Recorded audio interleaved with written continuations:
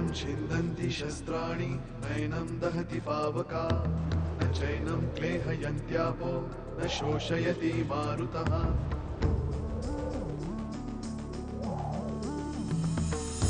दिवसामागुणरात्र धावते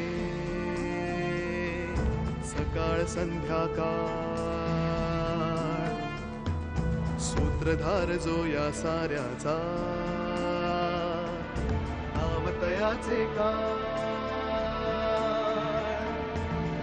तयाच्या मनात दडले नकळे कधी कुणा क्षणात होते संभव सारे क्षणापूर्वीचे असंभव असंभव असंभव असंभव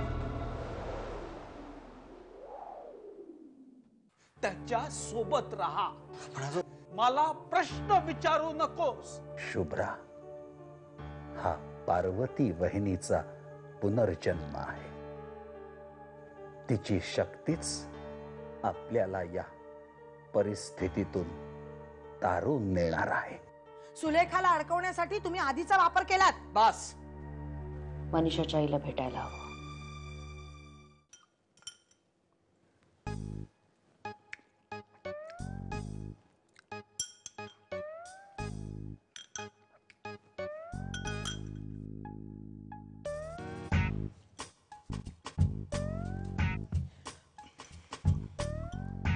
घ्या बाबा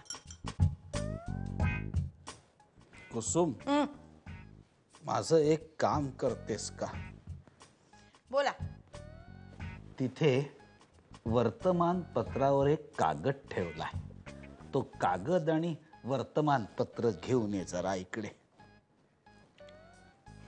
श्रीराम श्रीराम श्रीराम श्रीराम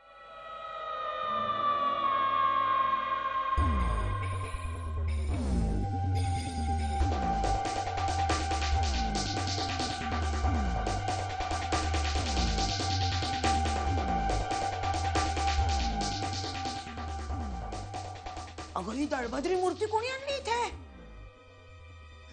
तू आणलीस नाही मला दिली आहे कोणीतरी हो हो देवीची मूर्ती आहे ती कुसुम हो घ्या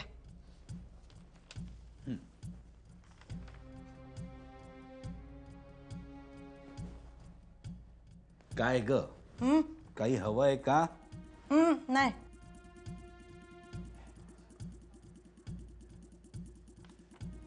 वर्तमानपत्र वाचायचंय का छाय काय असतंय वर्तमानपत्रात सोमवारचं भविष्य पुन्हा बुधवारी छापतात काय असतंय त्याच्यात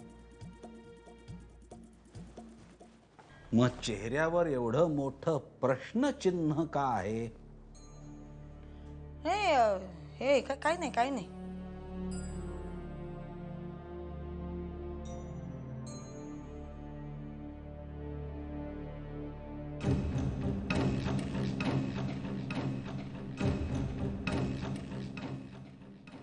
प्रिया बाबा सगळेच सुलेखाकडच्या देवीच्या मूर्तीबद्दल विचार करतायत कसला विचार करतायत सुलेखा विषयी तर काही बापरे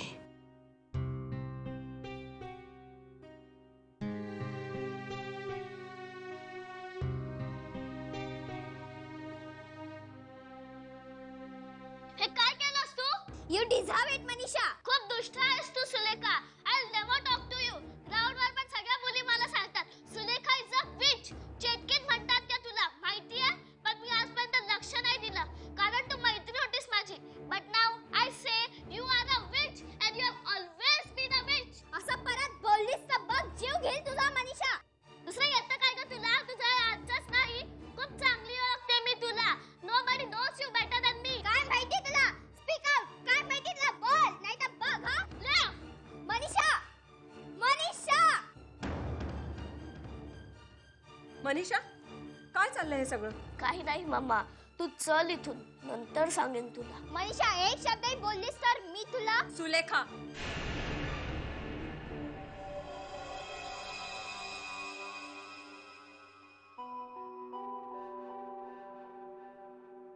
आठवला भूतकाळ?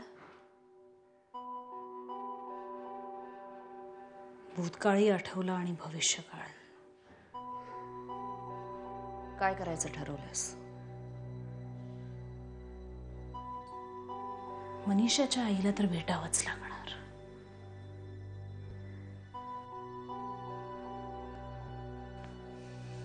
भेटावंच लागणार आहे. बऱ्याच गोष्टी आठवायला लागल्यात मनीषाच्या आईला. मनीषा आठवते, मनीषाचा मृत्यू आठवतोय. पण तो मृत्यू का झाला हे तिला माहित नाही अजून. मी मनीषाची मैत्रीण होते, मग शास्त्री का तिला याबद्दल माहिती देतील? ती माहिती मीच दिली पाहिजे, नाही का? सुलेखा, आधी डोकं शांत ठेव, विचार कर आणि मग काय करायचं ते ठरव. काय करायचं ते मी करणारच आहे तनिष्का. या दरम्यान माझं डोकं शांत राहील की नाही मला माहित नाही. सुलेखा, डोंट वरी, डोंट वरी. मनीषाच्या आईला मनीषाच्या बालपणीचीच सुलेखा भेटेल. खूप प्रश्न पडायचे मनीषाला. खूप समज गैरसमज होते तिच्या मनात माझ्याविषयी. खूप फिरली ती उत्तर शोधत.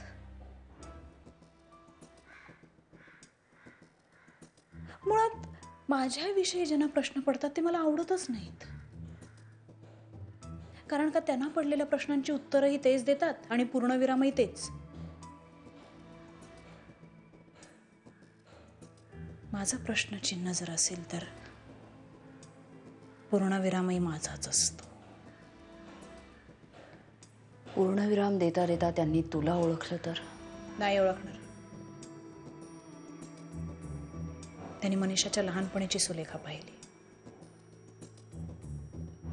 मोठेपणीची सुलेखा कोण हा प्रश्नचिन्ह आहेच. आणि पूर्णविराम मी देणार आहे.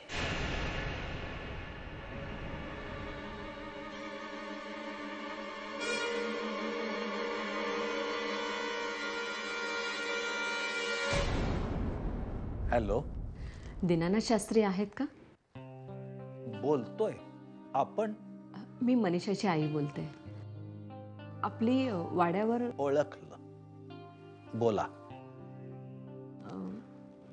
मी वाड्यावर फोन केला होता, पण तिथे कळलं की तुम्ही मुंबईला आलात म्हणून मग इथे फोन केला. आपण वाड्यावर भेटलो त्यानंतर आपलं काहीच बोलणं झालं नाही.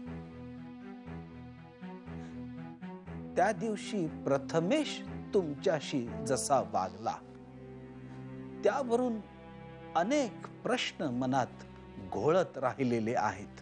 खरं तर मलाही तुम्हाला तेच विचारायचं आहे. कोण आहे तो मुलगा? त्या दिवसापासून मी खूप अस्वस्थ आहे. त्या मुलाचा आणि माझा काय संबंध? त्याने मला आई म्हणून का हाक मारली? एक मिनिट, तुमची काहीतरी गल्लत होते आहे. प्रथमेश हाक मारू शकणार नाही, कारण तो जन्मापासूनच मुका आहे. पण आजोबा, त्या मुलाने मला आई म्हणून हाक मारली आणि त्या दिवसापासून मला रोज एकच स्वप्न पडतंय. कसलं स्वप्न? रोज स्वप्नात तो मुलगा येतो आणि मला काहीतरी बोलायचं असं सांगतो. हा, पण आवाज मात्र मनीषाचा असतो. आणि माझ्याबरोबर काय घडलंय हे तुला सगळं सांगायचंय हा दुसरा प्रश्न असतो.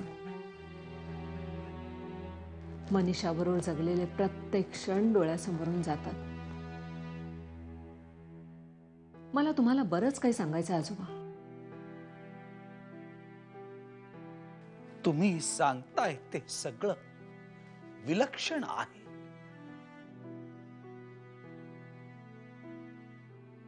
हे असं का घडलं याचे अंदाज, कदाचित काही उत्तर माझ्याकडे आहेत. तुम्ही एक काम करा, सुलेखाच्या बालपणीची जेवढी माहिती तुम्हाला गोळा करता येईल तेवढी करा. आपण लवकरच भेटू. ठीक आहे. आजोबा, त्या मुलाचं नाव काय? प्रथमेश. माझा पणतू आहे तो. त्याचा आणि तुमचा काय संबंध आहे? सुलेखाचा आणि मनीषाचा काय संबंध आहे? किंवा मनीषाचा आणि प्रथमेशचा काय संबंध आहे? हे सगळं हळूहळू उलगडत जाईल. त्या दरम्यान तुम्हाला जर पुन्हा तसंच स्वप्न पडलं तर मला बिनदिक्कतपणे फोन करा. आपण कुठे आणि कधी भेटणार आहोत ते मी तुम्हाला कळवीनच. ठीक आहे. ठेवू? श्रीराम. श्रीराम.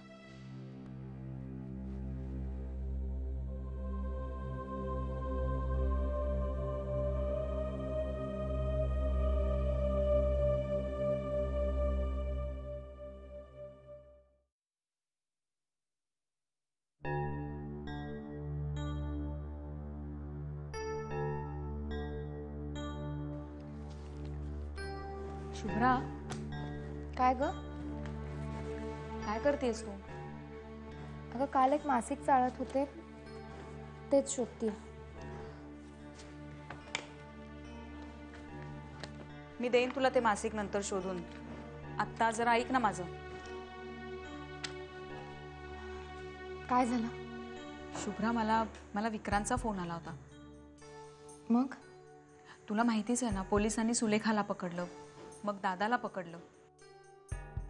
पण तिथे काय झालं, कोण काय बोललं हे कोणालाच माहित नाहीये. मग त्यांनी दादाला सोडलं, सुलेखालाही सोडलं आणि याचा प्रत्येकाने आपापल्या परीने काहीतरी अर्थ लावला. पण शुभ्रा, पोलीस स्टेशनमध्ये नेमकं काय झालं हे फक्त विक्रांत भोसलेंना माहिती आहे. म्हणजे दादाने तुला काही सांगितलं का? नाही, त्यांनी मला अजून काहीच सांगितलेलं नाहीये. ते कुठे होते, कुणाबरोबर होते, काय घडलं, काहीच नाही. पण मग तू विचारलं नाहीस का त्याला? नाही, जोपर्यंत त्यांना मला सांगावंसं वाटत नाही तोपर्यंत ती गोष्ट माझ्यासाठी तितकी महत्त्वाची नाही. शुभ्रा, माझं म्हणणं असं होतं की म्हणजे आपण दोघी जणी मिळून विक्रांत भोसलेंना भेटूया का? म्हणजे खरं तर त्यांचाच फोन आला होता मला. सुलेखाला आणखी एका चौकशीसाठी पोलीस स्टेशनमध्ये बोलावलं होतं आणि तिने पुन्हा दादाचं नाव घेतलंय. पुन्हा? पण का? कशासाठी? पुण्यातल्या एका केसच्या संदर्भात त्यांनी सुलेखाला बोलवलं होतं चौकशीसाठी आणि त्यामध्ये एक संस्कृत सुभाषित आठवलं. दुर्जनांना कितीही मदत केली तरी त्याचं फळ चांगलं कधीच नसतं. तसंच झालंय शुभ्रा. दादाला कळतच नाहीये त्याच्या भोळेपणाचा आणि सुलेखाविषयी त्याला वाटणाऱ्या सिंपथीचा गैरफायदा घेतला जातोय.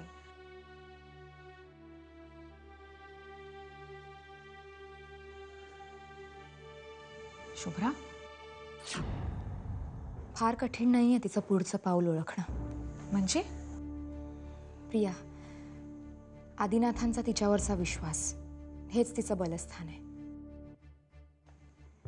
ह्यावरून आपण साधा तर्क काढू शकतो. आदिनाथांच्या नजरेत तिची प्रतिमा चांगली राहावी हा तिचा नेहमी प्रयत्न असतो. You are right Shubhra. Shubhra, तुला आठवतं सुलेखा तुमच्या कोकणातल्या घरात गेली होती? माईंना काहीतरी खोटं नाटं सांगून त्यांच्याबरोबर राहिली होती. मग गणपतीत ती आपल्या घरी आली होती.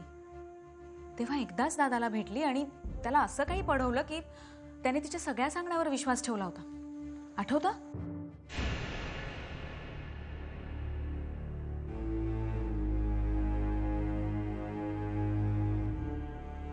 प्रिया, मला विक्रांत भोसलेंना भेटायचंय. स्वतःची प्रतिमा स्वच्छ ठेवण्याची धडपड तिला किती धडपडायला लावणार आहे हे कळेल तिला.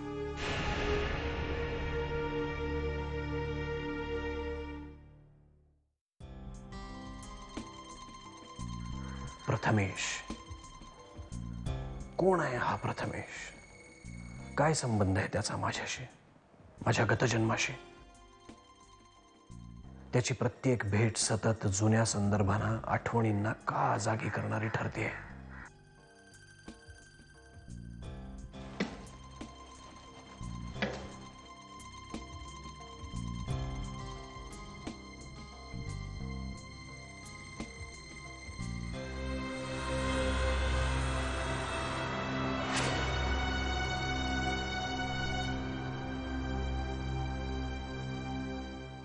एक चक्र पूर्ण झालं.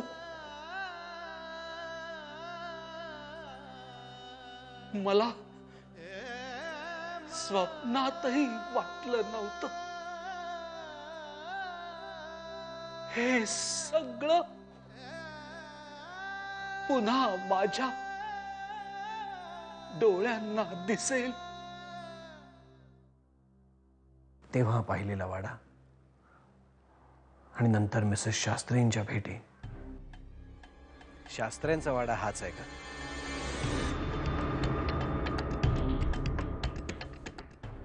तुम्ही?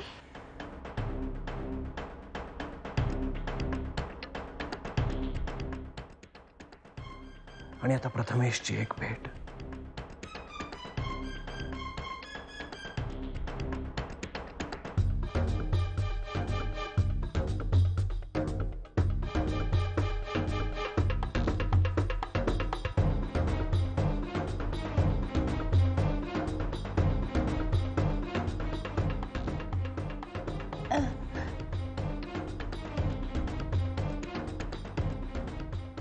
सगळ्या भेटींमध्ये एकच समानता आहे, ती म्हणजे माझ्याशी असलेली त्यांच्या डोळ्यात दिसणारी ओळख. श्रीरंग रानडेची.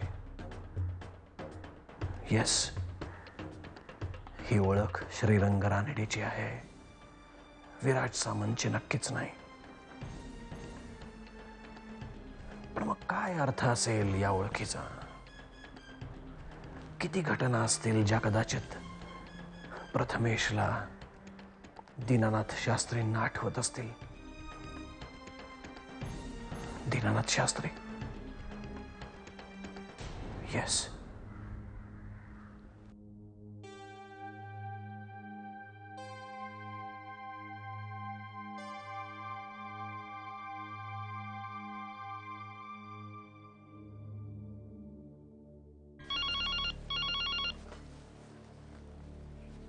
नमस्कार. आजोबा, मी डॉक्टर विराज सामंत बोलतोय. बोला. मिसेस शास्त्री आणि प्रथमेश माझ्याकडे आले होते. प्रथमेशच्या नजरेत मला तीच ओळख दिसली आजोबा, जी तुमच्या डोळ्यात दिसली होती जेव्हा मी पहिल्यांदा वाड्यावर आलो होतो. श्रीरंग रानडेची. हो, शुभ्रा बोलली मला. आजोबा, प्रथमेशच्या डोळ्यात मला अख्खा भूतकाळ सामावलेला दिसतोय. तसंच आहे आजोबा. जर असंच असेल तर त्या सामावलेल्या भूतकाळामध्ये किती घटना असतील याचा अंदाज बांधणं खूप कठीण आहे. वाड्यावर जेव्हा मी पहिल्यांदा आलो होतो तशीच मनाची अवस्था माझी आज झाली आहे.